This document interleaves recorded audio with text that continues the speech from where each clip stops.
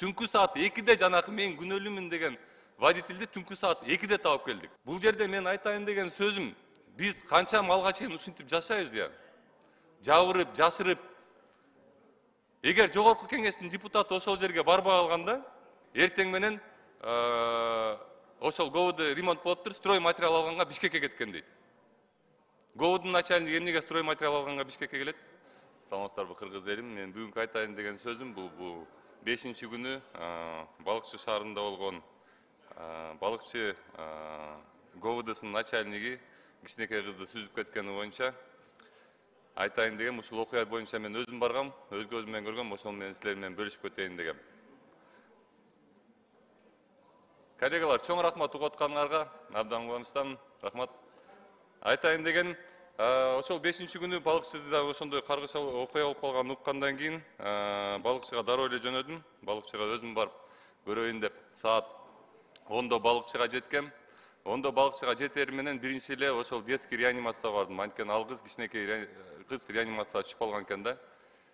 Биринчи эле реанимацияга киргенде зав реанимациядан уккан сөзүм бул: силер эмне келдиңер? Силер келгенде эле биз баарын айтып бериш керекпи? Жөн эле мындай эле чөй жайында сурап коеюн десем, эмне болду эле деп эле сурайын десем, силер ушинтип эле келе бересиңерби, өйдө жактан келип эле коркута бересиңерби? Жана ушундай сөздөрдү уктум да менчи. Бул реаниматолог, туугандар, коллегалар, бул реаниматолог. Реаниматологдун айтып аткан сөзү мага кылып аткан мамилеси. Апасын киргизбептир, атасын киргизбептир реанимацияга.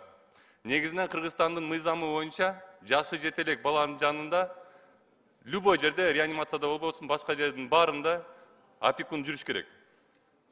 А биздин реанимацияларда, биздин больницаларда андай мыйзам иштебейт да, негедир. Опекун да киргизбейт, баарын киргизбейт да, ошо реанимацияга камап туруп, реанимацияда баласы менен эмне болуп атканын ата эне билбейт да, мисалычы. Жада калса жогорку кеңештин депутаты келип, мен келип айтып атсам, мен кирип көрөйүн эмне болду деп атсам, мен менен дагы ошо реаниматолог ошол жерде урушуп атат. Кыйкырышы ошол жерде мен менен урушуп отурат. Телефонун чыгарып, видео камерага тартмайынча кыйкырышы ошол жерде мен менен айтышып отурду. Бул бир. Экинчиден, жанагы окуяда ошол ГОВДдун начальнигин бир тууган иниси машина менен мен болгом, машина менен мен сүзгөм деп туруп, өзүнүн мойнуна ошол окуяны алып отур мен барган малдачы. Анан кийин биз РОВДга бардык, эл көп болду, РОВДга барсак, РОВДдан сурадым да мен, канакей жанагы бала, мойнуна алып аткан бала кана деп сурасам, РОВДдан мени прокуратурага жөнөттү. Следственный мероприятие прокуратурада болуп атат азыр, ошол прокуратурага баргыла деди да. Балыкчынын прокуратурасына барсам, кана жанагы бала, ошол сүзүп алган бала кана, ошол мен өзүм сүздүм деп келбеди беле десем, биз билбейбиз, РОВДда дейт да. Ошол жерде 60, 100гө чукул адам жүрдүк да. Биз кайра машинага отуруп, кайра РОВДга бардык. РОВДга барып туруп, кана жанагы бала, сүзүп алган бала десек, ал билбейбиз, биз бияка келген жок, ал прокуратурада дейт. Кайра прокуратурага бардык. Прокуратурага барсак, кайра РОВДга жиберди.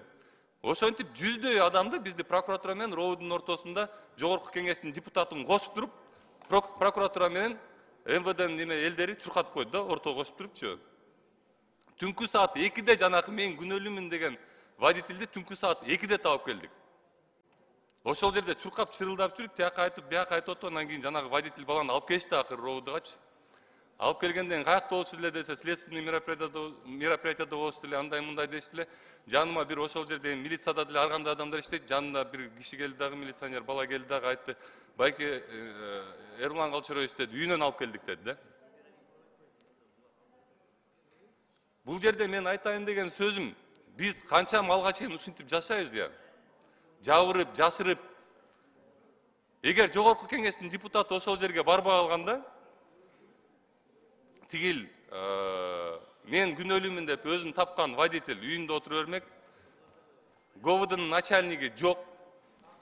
Бул жерде ГОВДнын зам начальниги да тиешеси бар. ГОВДнын зам начальниги мен көзгө карап туруп айткан, биздин ГОВДнын начальниги дейт, эртең менен ошол ГОВД ремонт болуптур, строй материал алганга Бишкекке кеткен дейт. ГОВДнын начальниги эмнеге строй материал алганга Бишкекке келет? Ошондой окуя болуп атса, эмнеге ал иши ордунда эмес? Өзүнүн бир тууган иниси ошентип мойнуна алып атса, эмнеге ал ошол нерсени билбейт? Түнкү саат 2'ge чейин ГОВДнын начальниги каякта жүрдү? Прокуратура эмнеге жашырганга аракет кылат аны? Прокуратура эмнеге эгер ошол мен күнөөлүүмүн деп келген адамды жоготуп ийет, таппай калат? Негизинен эле Кыргызстанда мен тууганым, мен чоң жерде иштейм деген нерселер качан бүтөт мисалы?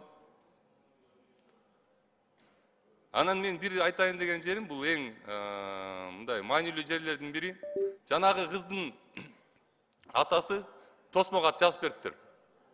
Менин тиги немеге сүзгөн тарапкачы, ГОУдун начальнигине.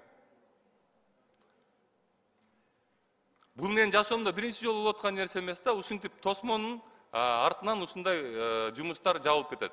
Дагы бир нерсени айтып кетейин. Ушундай эле случай болгон менин жашоомдо, бир кыз, кичинекей кыз баягы кукланы кучактап жатып, отравление болуп, бетинин баары ожог болуп, анда дагы бир жума чуркап артынан жанагы неме экспертизаларды алып, баарын алып туруп, уже сотко иши даяр болгондон кийин да ушу тосмо кат менен баягы күнөөлүү тарап чыгып кеткен да, мисалычы. Ошол нерсени эле айтып кетейин деген. Дагы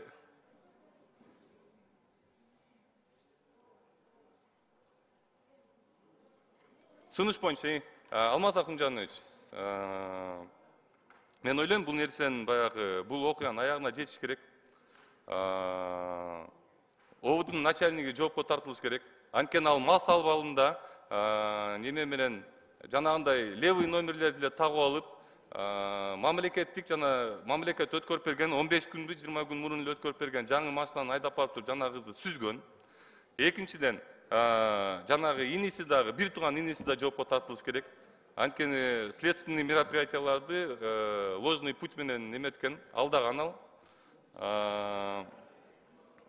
Прокуратура дагы, ошол кездеги дежурный прокурор дагы эмне себептен мен өзүм күнөөлүүмүн деп келген адамды таппай калганбыз биз. Дежурный прокурор дагы жоопко тартылыш керек ошол күнү болгон. Анан албетте жанакы больницадагы, реанимациядагы реаниматологдагы жоопко тартылыш керек да. Негизинен биринчиден жогорку кеңештин депутаты менен антип сүйлөшсө болбойт, бул бир. Экинчиден, бүт реанимацияларга, бүт реаниматологдорго айтып кетейин деген жерим, жашы жете элек балага обязательно жанындагы опекун бүт эмне болуп атканын жана эмне кылып аткандарын билип туруш керек. Бул Кыргызстандын мыйзамы. Рахмат.